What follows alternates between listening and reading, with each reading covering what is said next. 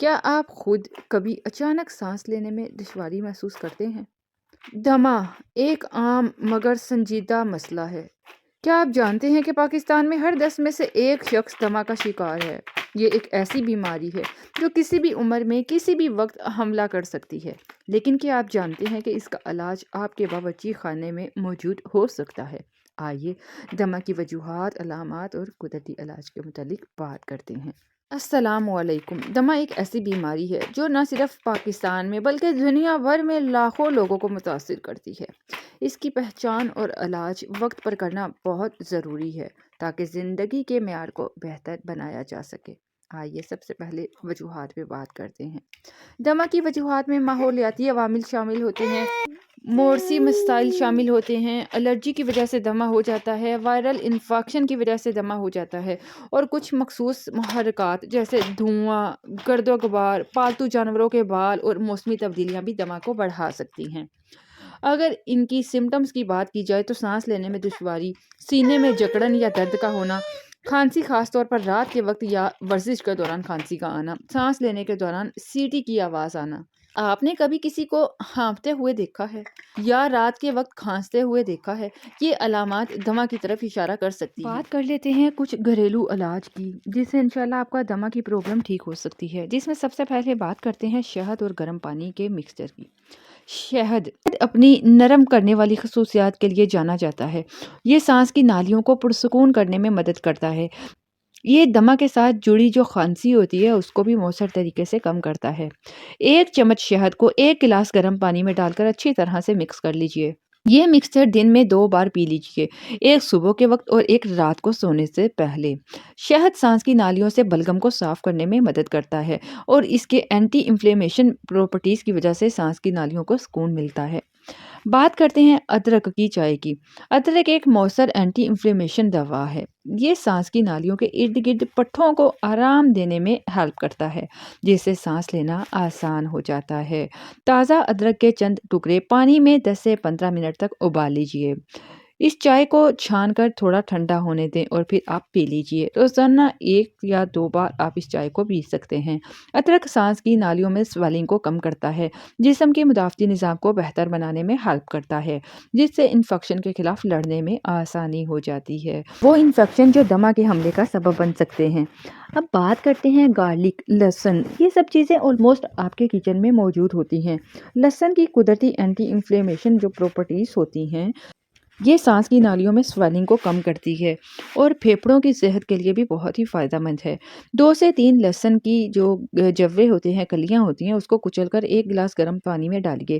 روزانہ 1 بار صبح کے وقت آپ اس مکسچر کو پی سکتے ہیں۔ لہسن انفیکشن سے لڑتا ہے، سویلنگ کو کم کرتا ہے اور مدافعتی نظام کو بھی بہتر بناتا ہے، جس کی وجہ سے دمہ کے مریضوں کو فائدہ پہنچتا ہے۔ اب بات کرتے ہیں ہلدی والا دودھ۔ ہلدی ایک طاقتور اینٹی انفلیمیشن اور اینٹی آکسیڈنٹ پراپرٹیز رکھتی ہے جو سانس کی نالیوں کی سویلنگ کو کم کرتا ہے، اور یہ پھیپھڑوں کا جو کام کرنے کا طریقہ ہے اور یہ پھیپھڑوں کے کام کرنے کے طریقے کو بہتر بناتا ہے۔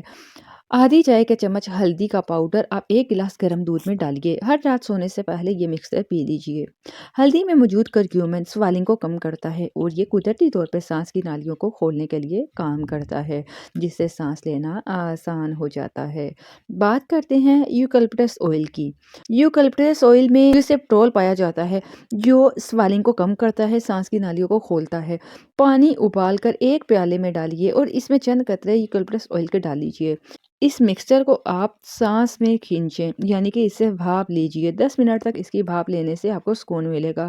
یوکلپٹس کا جو تیل ہے وہ سانس کی نالیوں کی سویلنگ کو کم کرتا ہے اور انہیں کھولتا ہے، جس سے دمہ کے مریضوں کو بہتر سانس لینے میں مدد ملتی ہے۔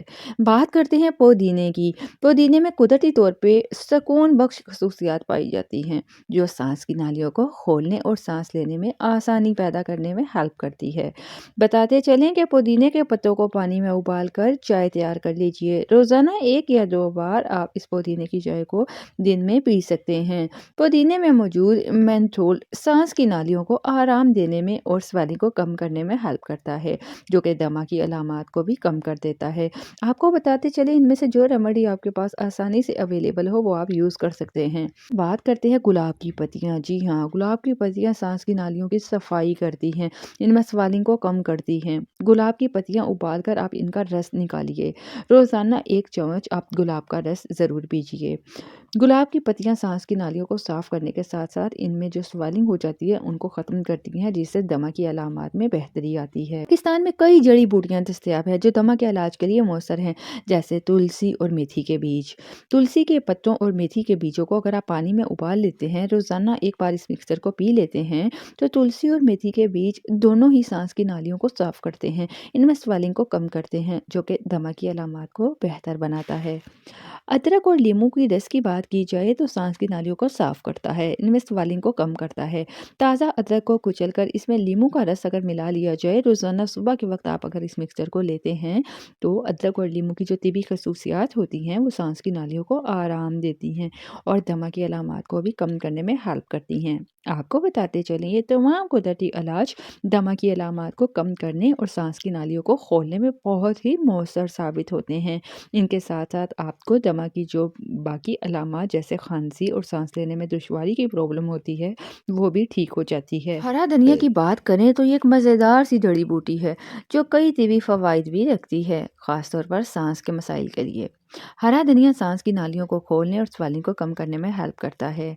हरे धनिया के पत्तों का रस निकालकर इसे नीम गर्म पानी में डाल लीजिए। रोज़ाना 1 चम्मच ये मिक्सचर आप पी लीजिए। धनिया में मौजूद कुदरती अज्जा सांस की नालियों की सफाई करते हैं और दमा की अलामात जैसे खांसी और सांस की तंगी को कम करने में हेल्प करते हैं। स्ट्रॉबेरी, जी हाँ, स्ट्रॉबेरी में विटामिन सी और एंटीऑक्सीडेंट्स पाए जाते हैं, जो सांस की नालियों को सेहतमंद बनाते हैं और दमा की अलामात को कम करते हैं। रोज़ाना चंद स्ट्रॉबेरी को चबाइए और स्ट्रॉबेरी का जूस भी पी सकते हैं। आप स्ट्रॉबेरी को दही या किसी भी फलों के साथ मिलाकर भी खा सकते हैं।